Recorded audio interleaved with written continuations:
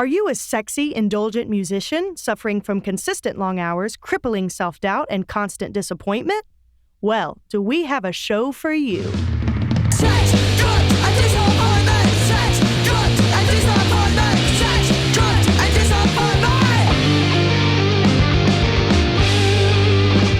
disappointment. Welcome to Sex, Drugs, and Disappointment, a humble discussion of the realities of pursuing creativity in the modern era. My name is Melody Kaiser. I am a working musician from Atlanta, Georgia. My name is Dustin Williams, and I am also a working musician in the Atlanta area. And today we have a special guest, Mr. Gus Glasser. Exclusive! Today we are discussing mental health for musicians. Obviously, we just came out of a crippling pandemic. Hopefully, this is the end of that. Not good. Soon here. Right. But there are still residual effects that we're feeling from it. And I just thought that we could discuss how this has impacted us and our mental health coming out of the pandemic and at the beginning of the pandemic. Question: do you think, because this is a little off topic, but then do y'all think it's easier to get people to shows before or after? Have you seen a change in how do people come to shows more now because there was not it before, or is it harder to get people to come to a show?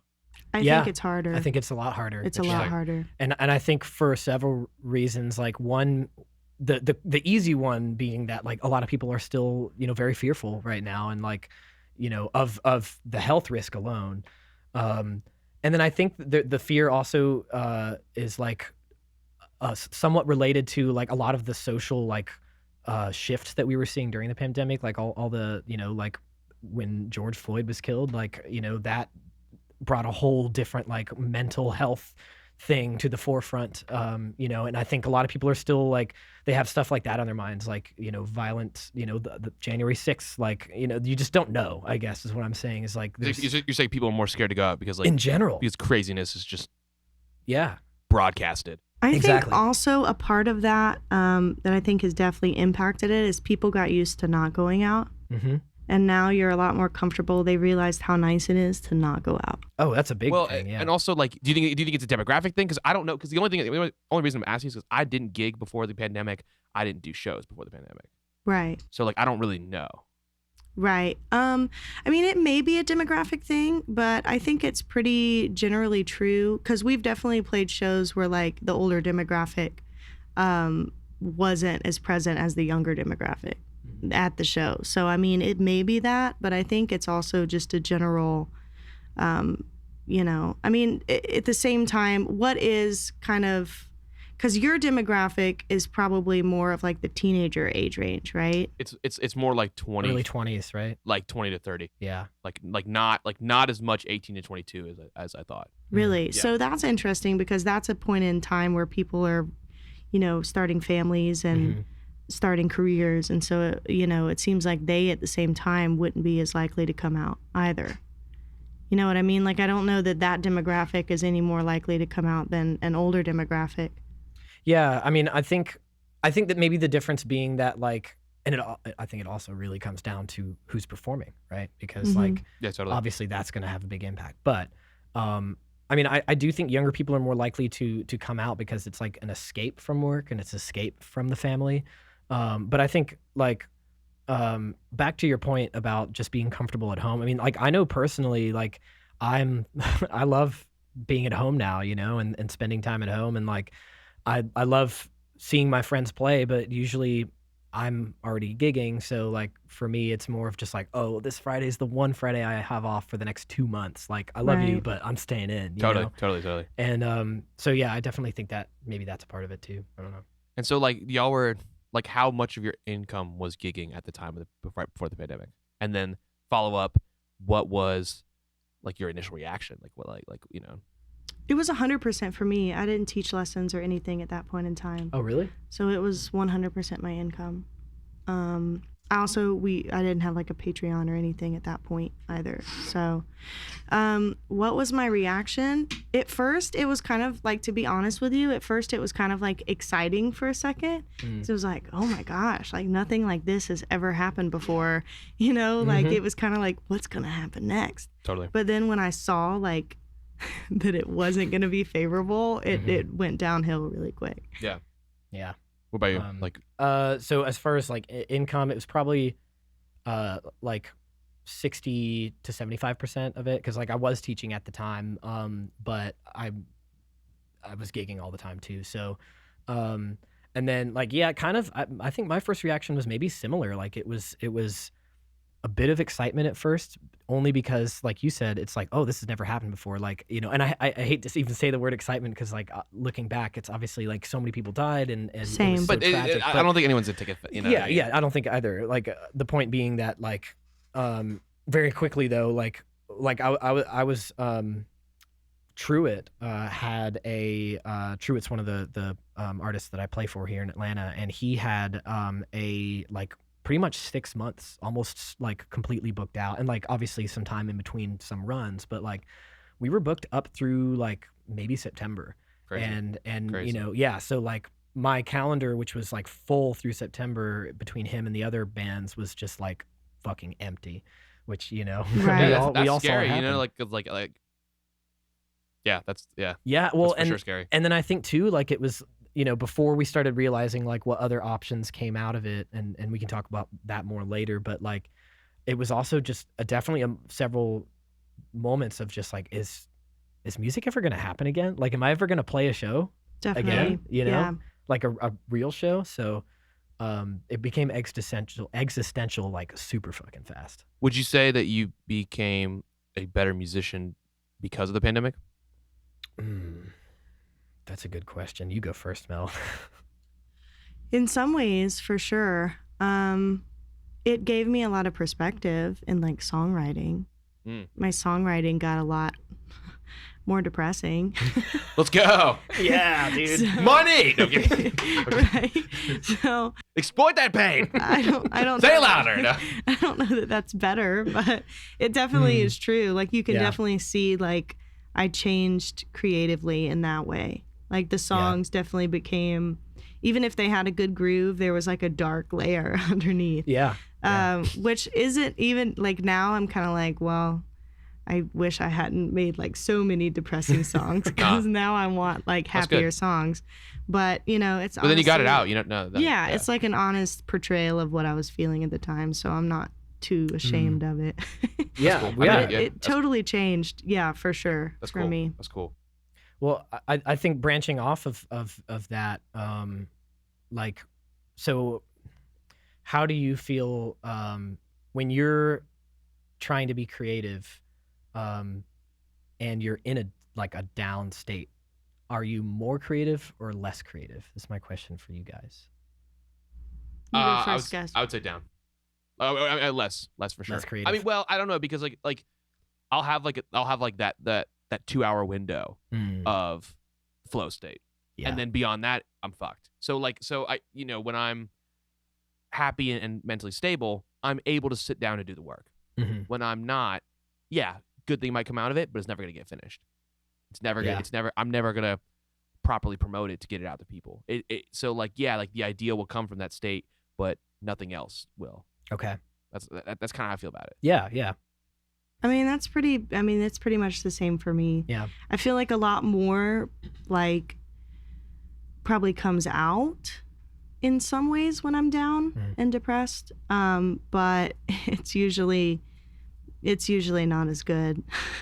It's usually, you know, it lacks, like, to me, like a really important part of like my music is to have like a groove or something that is kind of like an earworm, or I guess a hook, you know, and it usually lacks that. It's usually just like minor chord complaint, minor chord complaint, and it's just like it the blues. lacks, yeah, pretty much. But it's not even without the grooving groove, yeah. blues. Yeah, it's like Nah. just sad, like written poetry basically, and nobody wants to hear that. I don't know. I don't know. I don't know. I I mean- think I disagree with, like, I think it's important for it to come out. Right. I'm Yeah, I'm definitely that. stoked when it comes out. Yeah.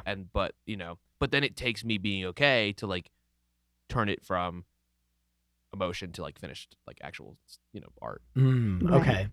Okay. That makes sense. What about for you, Dustin? I guess kind of the same, but like if I to expand upon it, I guess on my own personal take is like, I think like when I get creative, it's usually when I'm in a better headspace, but like maybe some of the ideas originally came from the negative like interaction or experience. At the same time, I've always had this kind of like, I guess if I'm writing from a perspective outside of mine, because I tend to like prefer to not like write from like the me I, but kind of more like the you we, or like us. Like I don't know why, I just tend to write that way. That's cool. So That's cool. Collaborative. yeah. So when I do write, like a lot of the time it'll be just like from like observing somebody else's experience and then trying to capture that in my own way. So like when B's mom passed, like I had a little creative spurt where I wrote a song essentially like from the perspective of her mom. I had this like explosive moment of creativity out of nowhere where like I had the chord progression, I had the groove, and I had the lyrics. But at the same time, like since I did that demo, if you like, I haven't touched it. I haven't even listened to it because it's hard, and it's also like, I guess after you've had that explosive moment, it's like hard to reconnect with it in the same way. You know what I mean? Right. Yeah, totally. Like I have a song like that. Do you? Yeah, and like I'm like I know it's like one of my most important pieces Mhm. of art to myself, and that I know I have to finish it at some point. Yeah. But it is really because I'm not in the place I was when I wrote that. Yeah. And so it's really hard to like finish it because I was so angry and so like upset, and I just don't feel that way anymore. Mm. And I'm like scared to bring that up again. So I totally. Yeah, feel yeah, definitely. Totally. It feels like that for But sure. it feels maybe it feels important to finish.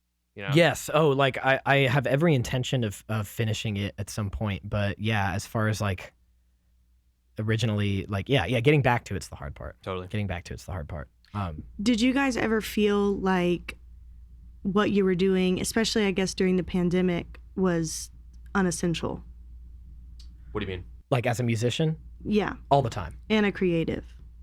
all the time. No. Because we were constantly told like music and creativity are unessential jobs because you're not in the medical field or in an education field.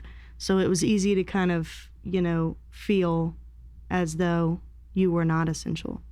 I felt that way, but kind of like not in a like, woe is me, I'm unessential. But honestly, I was just like, yeah, I'm not. Like I'm not as essential as a fucking doctor is right now, and I'm not as essential as like, people that are like door dashing food from house to house, and But at the same time, I think I do understand like objectively or subjectively. I don't know which would really be the better one in this case, but I guess like that art obviously is important. Like I recognize culturally and for the history of humanity, and like actually, understanding how people were 100 years ago, 300 years ago, 800 years ago, thousands, like that art was the key factor there, because that's writing, that's painting, that's sculpture. And like the only reason we know about Julius Caesar's fucking shenanigans is because somebody wrote about it.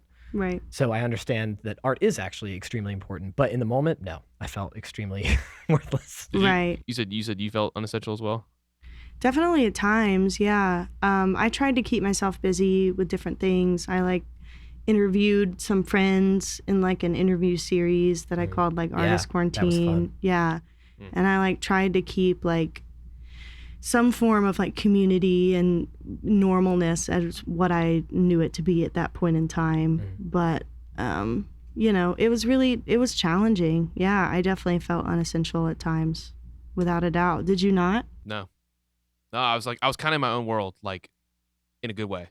And so like I was I was not concerned with does the world need this or not. When did you start posting on TikTok? Was it during the pandemic? Yeah, it was like October of that year. And so if anything, I feel more unessential now, because now you're seeing how many people are doing it, and you're just like you're like I wasn't exposed to how many people were doing it back then, and I was very absorbed in.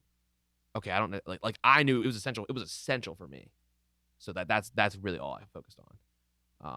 And I was in a period of my life where like I had just like got out of treatment, so I was like, I gotta like I had to reset myself and recalibrate myself. So, in a lot of ways, the pandemic helped me kind of ease back into the world, Right. in a weird way. And so, I never questioned whether, because I wasn't gigging either. You know what I mean? So like I didn't have that perspective of going into that before. I was in a like, hey, I need to get better because like this is what I'm doing with my life. So with that said, like what do you feel like is this is a question for both you guys, some advice that you could give as far as like how to optimize your creativity when things are tough? Like how to, and that could be simple as like what you eat that morning or how much sleep you get, or like who you listen to, the kinds of music that inspires you, whatever. I'm just curious to know, like, when you're in a slump, because clearly you guys have both managed to turn that slump into something beautiful. So I just want to know, like, what you did to get there. I'm still figuring it out, honestly. I'm not going to say that I have like a science to it, because like I still struggle all the time, like, to be consistently creative. We were actually talking about that earlier. So like, I think for me, what I'm striving for, and so I can't really give it as advice, but I feel like it's definitely something worth striving for, is to just make it habitual. Yeah. To be creative. Because like, the more that I've realized about myself, like, you're not going to create if you don't make time to create. Yeah, totally. Yes. So it's like, Yes. Unless you sit down and do it, it's not like, unless you're one of those rare cases where people just like constantly have like sheet music flowing through their brain at all times and they can just write it down and it's great. Which, I've never met those people. You know what I mean? So I think it's, it's important just to make it habitual. And like I said, I'm still figuring that out. And there was a really good book that I read when I was in college called The Creative Habit by Twyla Tharp. If I remember right, she's like a ballerina.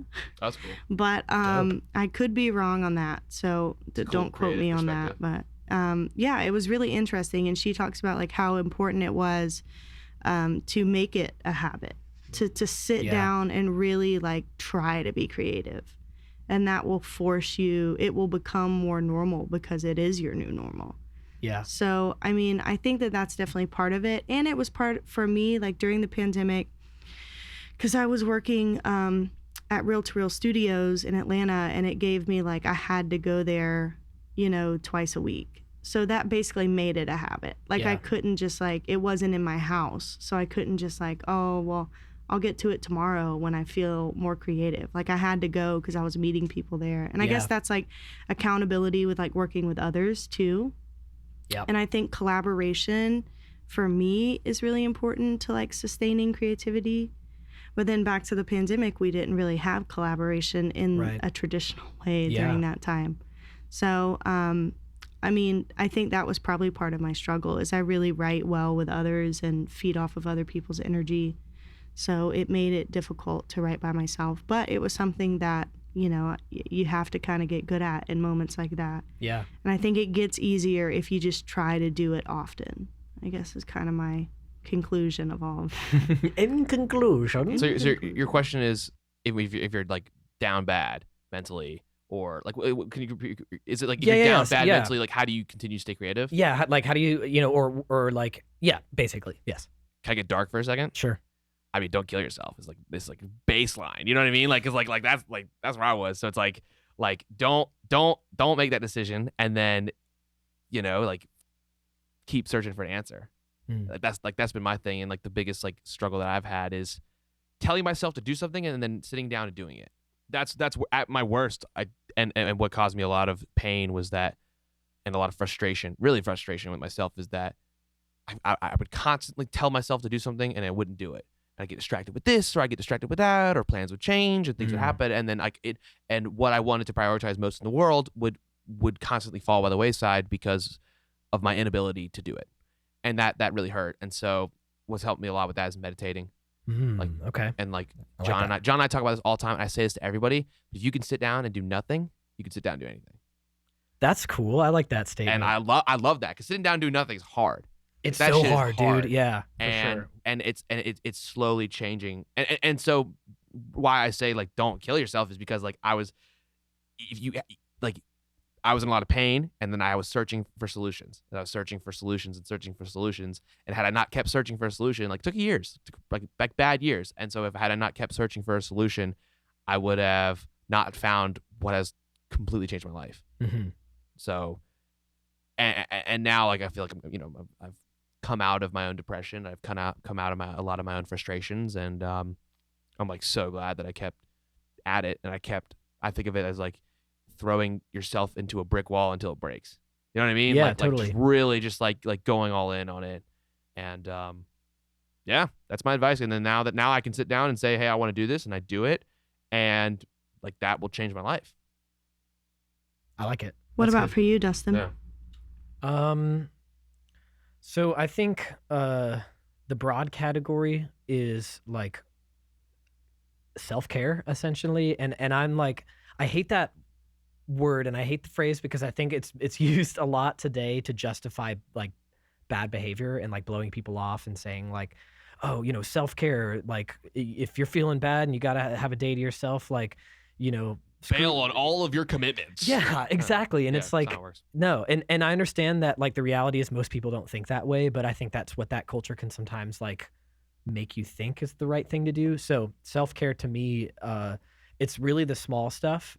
So like taking a shower, like, and getting the motivation to do that can be hard, but just like taking a shower, making, a cup of coffee or something like that, for me, that's always like something that kind of chills me out and puts me in a little more comfort zone. But actually a big thing I think for me that I did during the pandemic, was creating the optimal workspace. And even though that's a much more like logical physical thing, I think it tied over into my creative like flow and success. That's a good Like answer. this whole thing I have set up right here, like if I want to record a demo, all my guitars are literally within arm's reach. All my preamps and everything is just push it on and you're good to go. Like my mics are always set up for the guitar. Like it's just really easy for me to just lay an idea down and That's a in the good- quality that I want.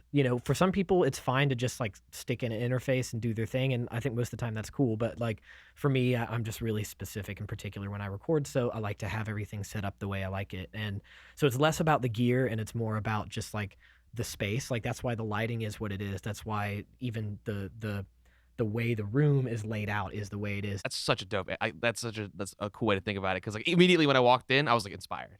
Oh, really? Yeah, Oh, that's dude, 'cause cool, man. It looks great, and I'm like, oh, the piano's right here. Like it's like it's inspiring. Like it's a really, you said a really good vibe. for Cool, yourself, good. I 100%. mean, and 100%. that's like, I did it for me and for people coming in because like I knew I'd have clients coming in to record, but like mostly, yeah, it's for me because to me, like, and I'm not a neat freak by any means, but a clean space is a clean mind for me, because that's one less thing I'm worried about. So it's kind of like the meditation thing too, because it's like a way of cleaning out your mind to Totally. me when you meditate. You know, No, what and I that's mean? that's like a lot of I feel like I'm victim to my own environment. Mm. So if my phone is in my room when I go to bed, I'm gonna wake up and look at it. So if Mm. I put it in the other, I put it in a different room. That's right, you do that. So it's a similar total. Like you got to make being healthy as easy as possible, Mm. because Yeah. being unhealthy is really easy. It's so easy and so fun. easy. It's so fun and it feels great and blah blah blah. And so a lot of like, I guess that's really cool. It's a really cool answer. And I'm Cool, like really thanks. bad. I'm really bad at like staying clean. I'm really bad at like, like you said, it's hard, dude. It's, I Yeah. mean, like, I can't tell you how many times, like, I've come home from a gig and, like, there's food in the fridge, but I hit the Taco Bell because it's right there and it's easy. Totally. You know, totally. and it's like $10 and, Yeah. oh, I'm eating, you know? And it's So, like, if I have to plug in my TV to go watch it, Mm. when your music stuff's already plugged in, and then I'll spend years feeling shitty about myself because I couldn't make the tough decisions in the moment. But it's like you gotta play it up. Like I love that. Yeah, I love that. You gotta make it easy for yourself. Yeah, I agree. Definitely. That's- Definitely. That's a big thing. So how do you feel like, Gus, your musical workflow is? Like physical kind of space, your software space? I mean, it's kind of annoying because I turned my childhood bedroom into a studio, and it's so dirty.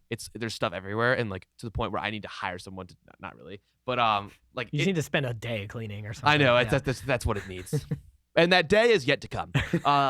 But it's nice because when it's all set up, I can just plug in and go. Right. And the cool thing about like the looping stuff is that it's so easy. You just like you can make a song in 2 minutes, and so it just kind of gets you in the mode and it gets you like, That is true, yeah. and like I have like this. My parents have this grand piano upstairs, so it's like really easy for me to just walk upstairs in my underwear and my mom's like, I'm on a call, and I'm like, Mom, this is important to me. And but she understands. And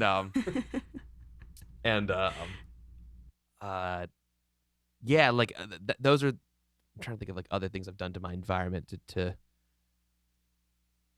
What about like if I'm in the studio, sorry to interrupt you. If I'm in the studio, phone's off. Okay. Phone's completely off. Yeah. I think my phone's on actually right now to do the camera, but like it's face down. It's somewhere else. Like I do not want to be. I turn off the Wi-Fi on my computer because I don't want to be called or text. And then that allows me to get into like a state, a flow state. Can I make a kind of a point on that? For me at least. Okay.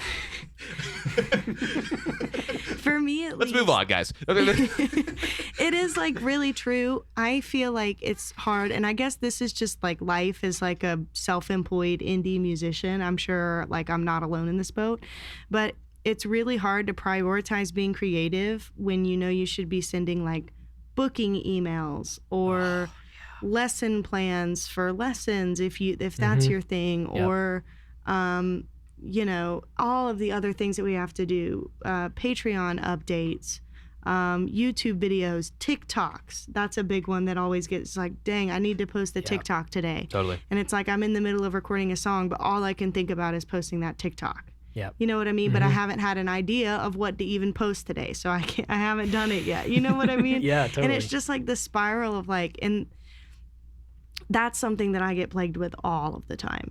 It's just like, well, like I could be finishing writing this song, but I've got all of these other things to do, and like it's really hard for me to like focus on doing that in the moment. Yeah.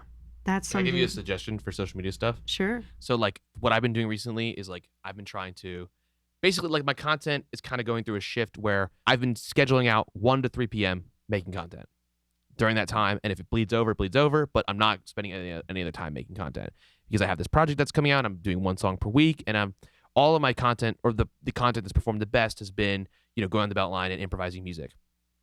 And so now, but that doesn't necessarily promote anything that I'm working on. And so I'm trying to bridge that gap, and I'm just basically copying what other people are doing. And if I don't have an idea that day, doesn't matter. Just make something up anyways. You look at somebody else, it's like, I've had, I hadn't necessarily not had an idea to do it, but it's like, it's the same type of thing of I prioritize that time, I block it out of my day, and I do my best to stick to it. And, you know, it gets me in the habit. It's hours put into a skill that I'm trying to learn. And, you know, and then if I don't have a post after that, if I have like half of one, it's better than nothing, you know? Yeah. And so that's helped me be like, this is my time for it. And then, you know. So you like schedule out your day before you do it. For sure. Would you say you're a pretty scheduled person, like when it comes to your art? I try to be. Yeah. I try. I mean, like how I schedule my day and what it looks at the end of it is very different.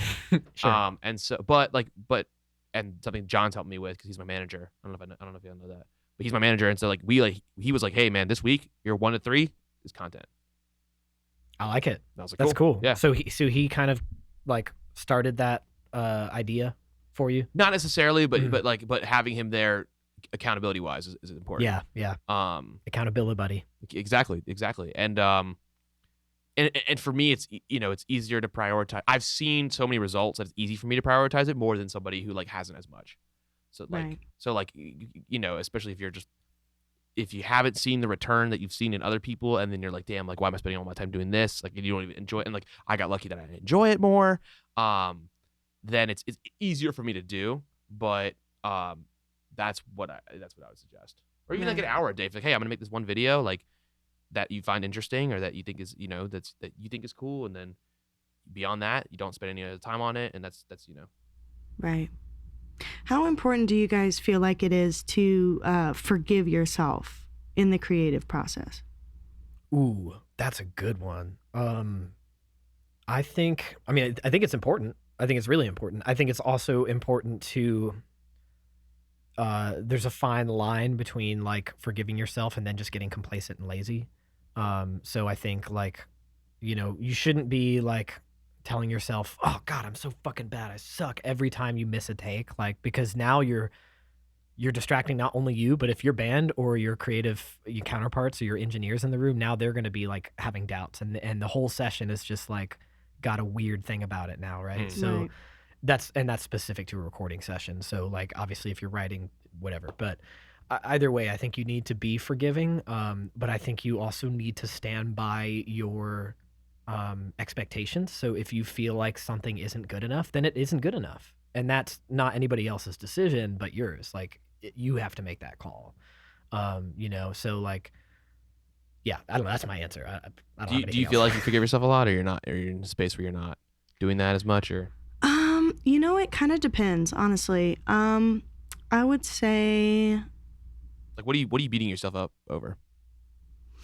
probably just like consistency in general. That's probably my biggest thing. Because like I'll have a period of like a couple weeks where I like knock out like finish even really good demos for like 3 songs, and then I'll go like a month where I like nothing is coming out and like I have no motivation to even really try. Yeah. You know what I mean? To try to create more. So I guess like in those times it's really easy to not be forgiving to yourself. Yeah. So I just wanted to see what about your perspective, Gus? I've spent so much time completely beating myself up that I'm tired of that. Yeah. And so I'm kind of just letting whatever happens.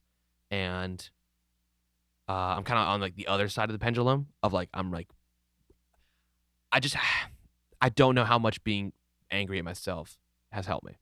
Right. I don't know. And right now I'm not. And like maybe I'm slacking more. But I'm also happier. So, maybe I'll swing back to the other to a middle ground. But I'm kind of just feeling it out. At this point, I'm really, I have no business beating myself up anymore. Yeah. So you're being ultra forgiving to yourself. I'm just not being mad at myself. Like I'm not like there are things I want to work on. Like I'm eating a ton of shit and not working out. It's like, okay, like I can't just be like, Gus, you're doing great. Like I'm not doing great there, but at the same time, I'm not going to be like, I'm not gonna play those mental games anymore. Right. I can't. It's hurt me too much. So I've kind of reached a limit with that. Yeah, that's good. First of all, that's really good. I feel like to be in that kind of headspace of like one thing you said in particular really got me, which is like being mad at myself. You said I can't think of a time where being mad at myself has helped me, or something like that. And I think that's really important. I don't. You know what I mean? Like Yeah. I only. Yeah. Sorry. Me too. Because like I can think about times where being, I guess, mad at myself made me like double down on my work ethic, and for that reason it was good.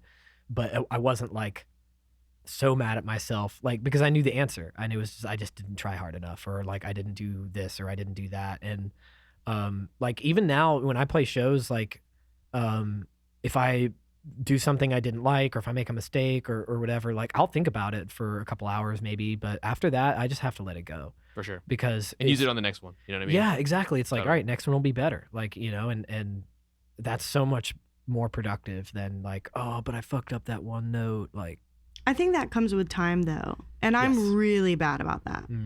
I still think about things that I did musically wrong, like used to see like 10 years ago. Really? Like, I'm not kidding. Yeah. Because I started playing in bars like when I was 12. So get drunk. No, I'm kidding. no, but I'm kidding. Just but like I remember, making mistakes or saying something that, not that I shouldn't have said it, but like being awkward on stage because I'm like a kid, you know what I mean? And I still think about that. And I think it's important, like, for growth as a performer to have those moments, because like you kind of have to hit like performer rock bottom to really grow from it. Totally. You know what I mean? Totally. And that looks different for a lot of different people. Like your performer rock bottom could be like you fell out in like a drunken state, which is that's arguably pretty bad. Yeah, that's pretty bad. Yeah, that's pretty bad. Or it could just be, you didn't warm up enough and you totally like cracked at a really high note or something. You know what I mean? And it could be like if I had only warmed up a little bit more, it wouldn't have come out that way. So, I think that that's something that I've definitely had to work on. And I guess that's just a personality type thing. Yeah. But I can be really hard on myself. But I think as time goes on, like I said, once you've kind of hit your rock bottom, of performer, as a performer, everything kind of starts to look up. You realize that like it's not a big deal to hit a wrong note every once in a while. Right. Yeah. Like everybody's gonna do it. Yeah. So I'd like to ask a question kind of off of that. Do you guys feel like your, I guess, self-criticism or like your self-deprecation comes from just something like within mostly, or do you feel like part of it is like because of experiences you've had from other people? Like, I guess I'm trying to figure out how to phrase this question. It's basically like, what matters more to you, the opinions of others or your own opinion of like your art? Like, and I mean, that's a broad question, and I think you could look at it from a lot of different ways, but maybe as it affects your mental health, like, do you feel like what people say has a lot to do with that? Or do you think like more than maybe the average person, do you think it really comes down to just what's going on in here? You go first. Well, no, I make sure I understand what you're asking. You're just saying like, is it more of an external voice or an internal voice? I guess so. Yeah. I think it's both. I think mostly internal for me, mostly internal. That doesn't mean like that when people hate on a song on TikTok, like it sucks. You know what I mean? And like, it'll change my opinion of the song for sure. Yeah. But I think most of my criticism has been internal. And how do you handle that too? Like I guess that's also where I wanted to get to. Like, how do you brush off the negative comments? How do you like on? You talking about the external? Yeah, from that side of it. Dude, you feel shitty for a while and then you don't, and then you learn. Like you like, and the first time I've experienced anything is always the most intense. Yeah.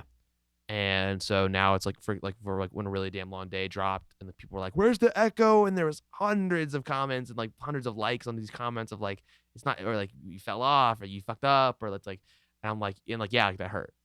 Like, that's why I didn't post for like 5 months. And so, but now it's like, okay, like I've felt it. Like I don't try to not feel it. I just sit with that feeling and think, okay, this sucks and I fucked up and I learned. And now like when the next one comes around, or if the next one comes around, like the next viral snippet or whatever, like then I can show up. Because like when I was recording that song, like I was so mad. I've almost never been more angry at myself than when I was trying to record it and it wasn't working. It was horrible. It was the least amount of fun. And the more like negative emotions I put into recording's always the most emotional part, vocal recording. Like I've had that new mic for 2 weeks and I haven't tried it out because I'm scared. Really? I'm scared of how it sounds. I'm scared that I'm not going to like it. I'm scared that I spent all this money for nothing. You know what I mean? Like I'm just scared, like, but the more I sit in that and the less that I push it forward, it's horrible. I get less of what I want. And so the reason you just keep moving. You just got to keep moving. Like I think the answer for like the criticism question, I think, is just sitting down and doing the work. I think the answer for the consistency question is just sitting down and trying again. You know what I mean? Like that's always been my answer, is just, all right, like I fucked up, like sit on the chair and keep going. So I guess like what's interesting is, because like for other people, like that works for you, but obviously there's like a lot of other people out there that might like when they hear you say like, just, sit down and keep pushing, like how do you respond to people who are like, well, I can't do that. Like I don't work that way. What would you say is important in their own self-discovery then? What's going to help them figure out what works for them? I don't know. Yeah, I found what works for me. You know what I mean? Yeah, and like yeah. I've always been a fighter. You know what I mean? Like I fight myself, and like it's just been like my goal to like conquer the worst part of me. You know what I mean? Yeah. And I keep finding things that help me with that. And I don't know. Yeah. I've just thrown a bunch of wet toilet paper at a wall and all of a sudden what sticks. I don't know. Like That's fine. I'm just curious. Yeah, no. Well, I feel, that's a good question, because there are situations where people can't sit down and do it. And I've always been like, damn, like my anxiety, like you ever like write a song and then you just like get so tense inside, like your flow state, you've done with the flow state and you're so tense you can't do anything. Yeah. It's like I hate that, and that would prevent me from doing anything. And it's like and then I would be frustrated and I would complain and I would say, but these people that are doing all these things don't have this turmoil inside that I have, and how do I fix that? And it's also like, not to be a dick, but no one's gonna fix that. Yeah. Like no one is going to fix that for you, and so I've had to, or no one's gonna fix it for me. Like no one gives a shit that I'm sitting down and I'm anxious and I'm crying. Like no, like it's, I gotta do it. I gotta do what I gotta do to get better, and that's why I went to meditating, and that's why I'm still sober, and that's like, you know what I mean? It's like, and my only answer is to just keep trying. Okay, well, and I think, I mean, you kind of gave another answer in that too, and I think that what it comes down to is that you found what works for you.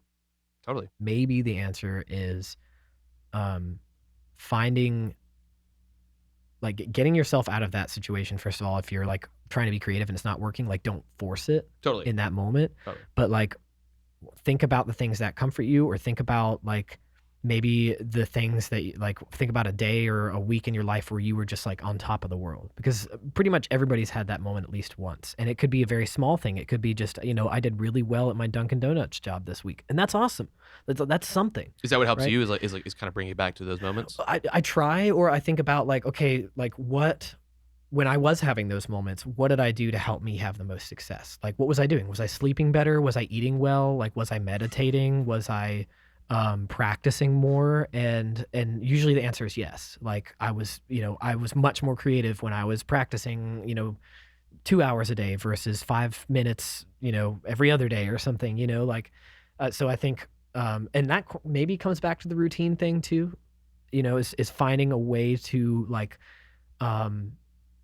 to optimize your workflow, and that's going to be totally different for everybody. But I think it comes down to maybe some factors like physical space, who you're around, and sometimes you're around nobody. But I think that could also mean like, who are you spending your time with, like middle of the week, because that interaction that you had with that one friend, as close as they may be, might have put you in the headspace that fucked up your creativity. And so maybe if you're trying to be creative and you're struggling with that, then you need to like take certain things out of your life. And I don't mean like cut people out completely. Yeah, this is it.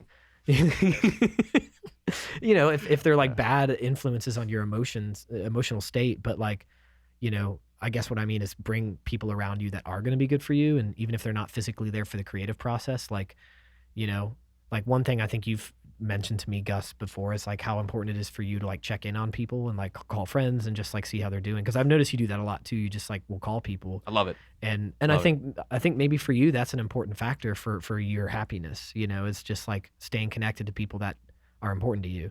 And like, and so that's just one part of your process. Maybe, I don't know, this is now me just guessing, but even if it's a subconscious part of your process. Yeah, for sure.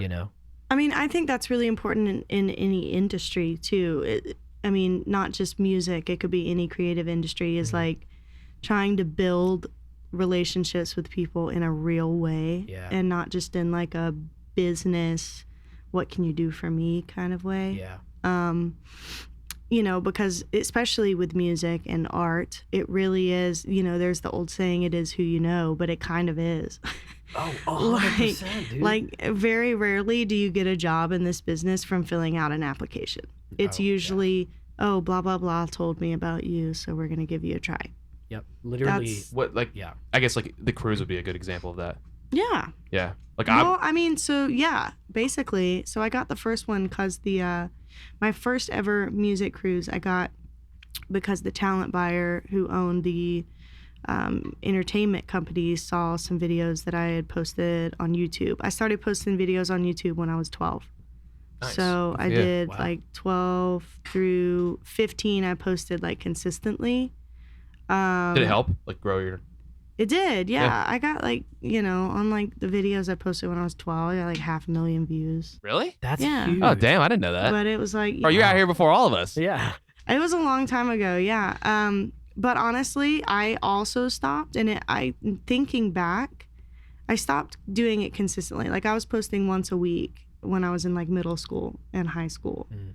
And I don't know if I stopped because of negativity, because that was definitely there too. That's so hard, especially at that age. Like that's so tough. Yeah, but it was also being like 12 and like being introduced to like the comments section of a YouTube video As a 12-year-old girl. as a too? 12-year-old girl. Oh, it was bad. Yeah, it's like not good. people were super creepy. People were like, yeah. So it was just like a weird. It was a weird thing. So I don't know if that's why I stopped. It just kind of fizzled out.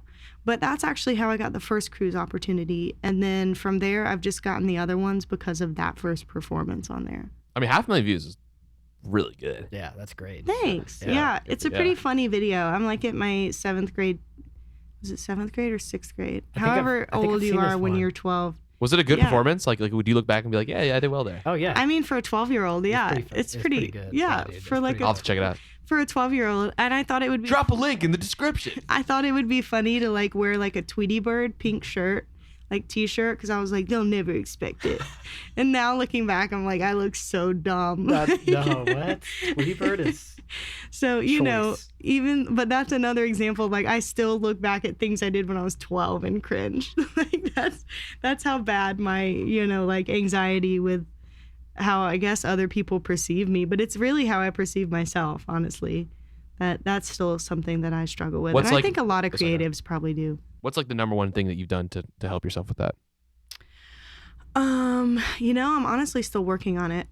I think that's a good question.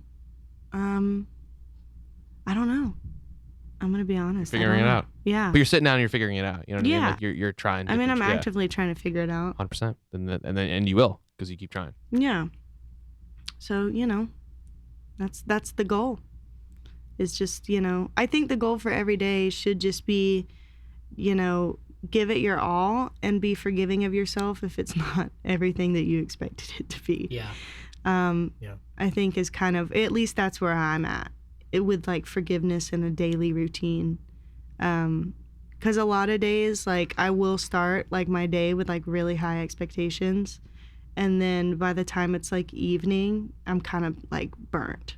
Mm-hmm. And so it's like, you know, then I wish that I could write a song or something, but like nothing's coming out and I'm just getting more frustrated with myself and all that kind of stuff. So, but that's something that I'm still working on. I'm not going to lie about it.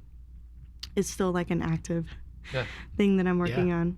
It's probably something we'll always work on, right? Probably, yeah. And I think a lot of it is just kind of like personality. Like some people can really get over stuff like that pretty easily. For sure. It's funny, I really am super forgiving to other people, but I'm not forgiving to myself at all. I'm not forgiving to myself at all. You are like that. I am. Like literally other people could do like anything within reason, but pretty much anything. And I'm like, that's okay. But then I can do like the littlest thing and I'm like, oh, That go sucks. to hell. You go to hell. That sucks. Literally. And it, you know, it's, I hope that changes for you. yeah, you know. So actually, that's interesting that you say that too, because I was going to make a quick point.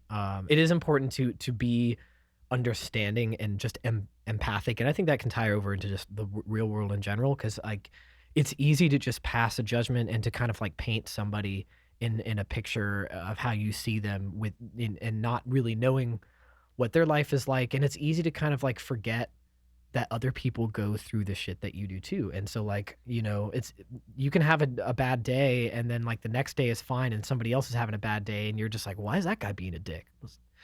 Yesterday you were, you know, it's like, Right. So I think you have to be, to survive in this industry, I feel like you have to be like empathic and you have to be forgiving, but you also have to set that boundary too, where it's like, okay, you know, I've extended myself beyond what I am now willing to do after so many of so and so. I know you've dealt with this. I guess like I haven't really like been wronged by others too Mhm. much, but have you? Like Yeah, I've been wronged. I mean, in the industry, like or like so I think like, yeah, and it's usually like, for me, it's never been anything like really, really bad. Like the biggest wrongs I've experienced have just been like, you know, outside of the music industry, just like life sure, stuff. for sure.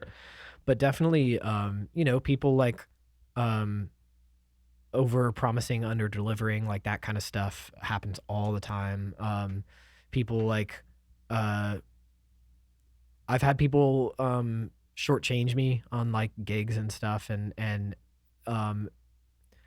it was never like, I don't think I've ever been No, I take that back. I have been like at least in a band situation, like my band or my group was promised more than we ended up receiving as far as like Yeah, totally. money or oh man, I mean, okay, actually yes. And I'm not going to name names, but Give them out. Expose them. But I'll work with them tomorrow. yeah. This guy reached out to one of my old bands and wanted to do like a publishing. This actually happened twice, but this one really got me. Wanted to do a publishing deal or a promotional deal, essentially, kind of a combination. Nice. Yeah, it was this whole thing, and he was like, they had like somewhat of a reputation online, and nothing was bad. Like it looked good. Anyway, point is, we were trying to get promotion for this new album we were dropping, and we really wanted it to be successful because we put a shit ton of money into it, way more than we ever should have. But it was. But you learn, You learn. Just money. Yeah. Well, yeah. And so I think we gave this company like somewhere between $5,000 and $10,000 for this like huge like publicist like publishing thing. And then like 2 weeks later, the company folded completely. And then I reached out being like, hey, like you guys did nothing. Can we get our money back? Like you literally did nothing and we sent you $5,000. Like, and they were just like, oh, well, I don't really do the money stuff, so you'll have to talk to this guy. And then like, no, it was just this whole fucking runaround. Did you get anything back? No, nothing. Yeah, dude, just completely burned all the money away. Yeah, that is disgusting. Yeah, it was fucked. Dude, $5,000 is tough. It was probably more. I think it was closer to 8. Oh yeah, God, it was a lot of money, dude. It was a fucking lot of money. Can you promote the album? What's the album called? Yeah. So the band is called the Sagas, formerly the Silver Comet, now the Sagas. I still love everybody in that band. I mean that band has I have a lot of great memories with. What's the album called? Dropouts to Society. Dropouts to Society by Saga. By the Sagas. SAGAS. THESAGAS. Yeah. We're talking about not being able to forgive yourself or just like difficulties getting burned or whatever. So how important do you think it is? Well, obviously it's very important, but let's just talk about kind of our perspectives on it. To building confidence as an artist, as a creative, and especially as a performer. I feel like I'm so extroverted that I never felt like, I don't know. That wasn't a struggle for me to get, like you talking about building confidence in a performer. Like, or just in general with like your art, your craft, as songwriting. As long as I'm cool with it, like I'm there, and as long as I'm progressing. Like for example, in the car on the way here, I listened to like a piano thing about the 6 diminished scale and just about like open voicings and stuff. And it's like, okay, like if I use that in a cool way, like, and if I figure out something to do with it, then I'm gonna be proud of it, and I'm gonna like it. And confidence in my performing, like when I first started, I'll watch those videos and I'll think, okay, this needs to change, this needs to change, this needs to change. So I started taking singing lessons because I wanted my voice to get better, and now it's like way better. We've all felt like we're on we're on a train to nowhere, going nowhere. So, I take that when it comes, and I take the highs when it comes. So, but as far as like confidence of putting myself out there, I've never struggled with that. I've always just been like very opportunistic of like, oh, this is a good idea, this is gonna be fun, like let's do it. But I will say, and I've just observed this, tell me if this is wrong completely. Do you feel like Gus Glasser, the stage presence, is a character versus like who you really are? A little bit, yeah, for sure. I mean, I am like, which is kind of nice because like now when I think of Gus Glasser, like I don't think of like the person, I think of like the musician and the performer, and like like I do things. Mark Rebier said it best. He's like, yeah, it's definitely like an enhanced personality, but it's also like, to quote him, very couched in me.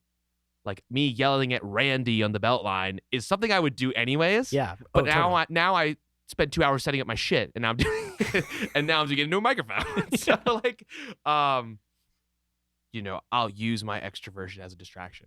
So I'll call people because I don't want to sit with myself.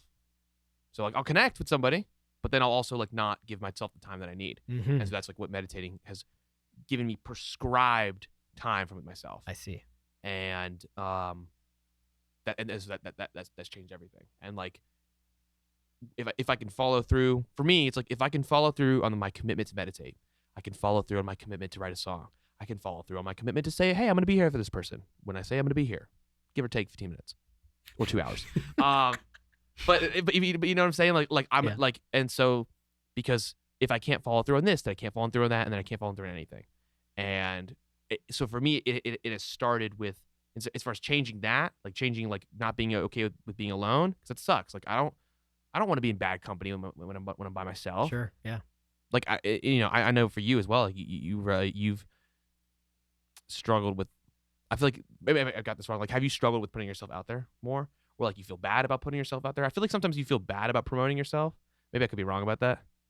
I mean, I don't know that I feel bad about it. It's not something that always comes like supernatural to me. Yeah. Like to just like post every day, like look at me and what I'm doing, and like honestly, it's really hard. Yeah, it's hard to feel like, especially with like mundane stuff. Like, you know, people like to see that stuff, but I'm like, do they really want to see me like going through drum samples in my dog? You know what I mean? Like, do people really want to see stuff like that, or is it, you know, just kind of something that you do? It's part of your job. That's kind of what I think of it as, and you know, Totally. I could probably get better at it in those ways. And people are interested in just the job in general, and I could probably just see other sides of that a little bit better. But What about speaking of the like creating that character or boosting your confidence? That's one thing you've talked a little bit about to me. Would you want to like? oh, I've definitely into had that to a bit? create a character because Is it named Melody? it is, It's actually harmony. but it's very it's very like, you know, I mean, it's very, and it probably goes back to just because I did it like as a kid. Like I was a very shy kid, and I'm still pretty introverted. Like I really don't talk a lot unless I have to. You know what I mean? Yeah. So, but it, Says and then starts podcast. right? I mean, it's true. But you know, I think it was important to me just to even get on a stage and like move around and like do stuff like that. Like you really kind of have to build confidence and put yourself out there, because you're gonna look kind of weird. Like if you're making like guitar faces and stuff, like you're gonna look kind of weird. yeah. So you Totally. just have to get over it, you know? And so my way of doing that from a really young age was just to be like basically like psych myself out. Like if I can psych myself out to like, When you say psych yourself out, what do you mean by that? I basically mean like talk myself up internally until like the real, how I'm really feeling is not there anymore. Like what do And you? then you let it come back after the show. Right. What qualities in your character do you have that Melody doesn't have? That's a Total really good vulnerability. question. Yeah. That's really what it is. Well, Like, so like what do you mean? like on a stage, like the ability to say things, do things, speak to an audience in a certain way, really project, be loud, be boisterous, have fun, like to allow yourself to completely unwind, and like there's no really self-consciousness going on. I mean, that's a big part of it, you know? Yeah. That's cool.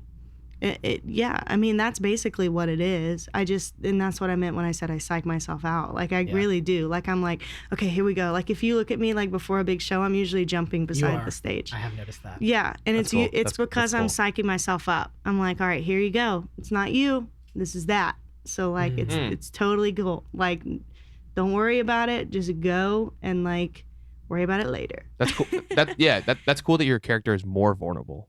Oh, for sure. I like that. That's Way really cool. more vulnerable. Yeah. Because I'm definitely not really that way. I mean, it's changed as I've gotten older, but like, you know, it's not a natural thing for me to be like super vulnerable like that. A lot of artists are introverted, and a lot of performers are introverted naturally. So I think it's really important to know like your character.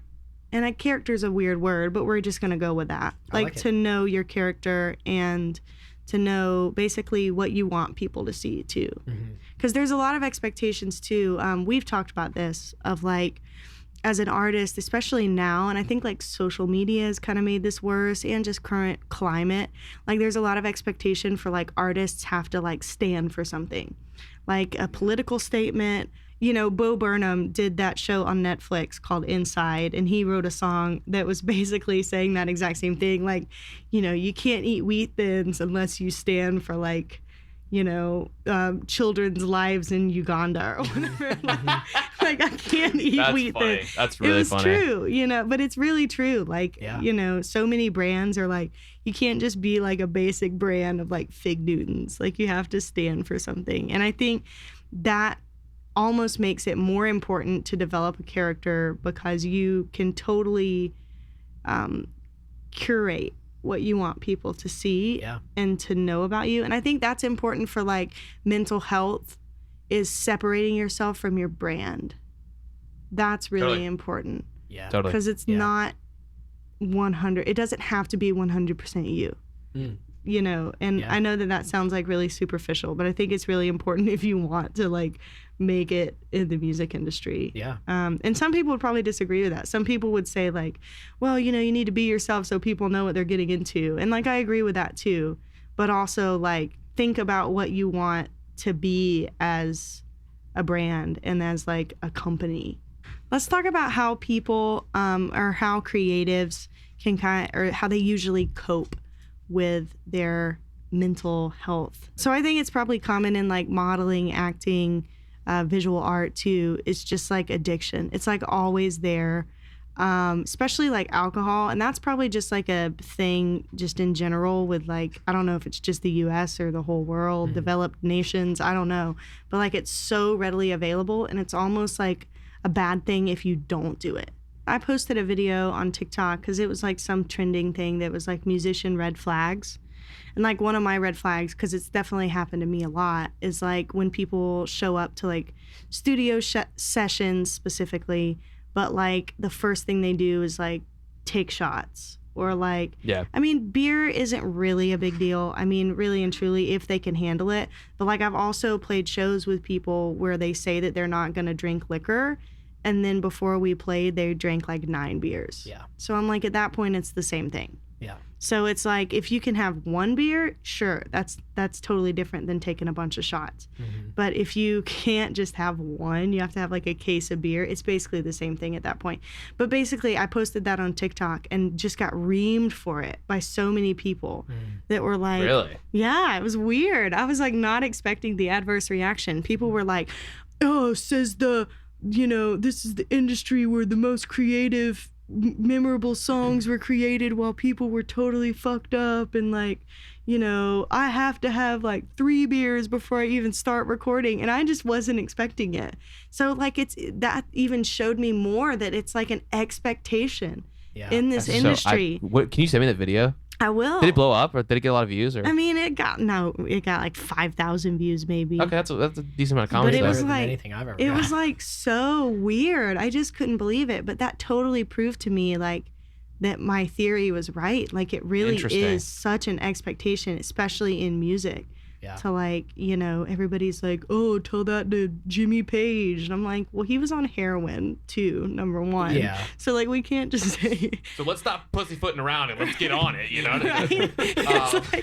But like, I just couldn't believe that people felt that way. If the first thing you have to do is go into when you get to a session or to a gig is like go get a drink first, like it's one thing if you need a refreshment, but like drink water, man, because like I love a good beer, but like to me it's just unprofessional. Like get your shit set up, get ready for the gig, and then go relax. And this is also like we're not the greatest musicians ever. Like we're sure. and Not so at like all. so there are minds, and there have been people that when they're fucked up they can change the world. That's not me. If I get fucked up, my life will be sad and I will lose everything I love. And so like it takes all my energy. Like for me to be in this industry and to make an impact, I have to be my best. I have to be my absolute best. And there's no room for me to get fucked up and high. No room. And so there's no room for me to be unprofessional. There's no room for me to be, anxious when I'm in a session. There's no room for that because if I don't take care of those things, I'm not going to be in the industry. And some people can. Like some people can absolutely get fucked up and go tour with internationally. Yeah. And I just know for me, I can't. I'm not good enough to do that. So know thyself is the answer. Totally. I guess. Yeah. It's like Thank you so much for listening to Sex, Drugs, and Disappointment. And don't forget, have fun, don't do too much, and it's going to happen.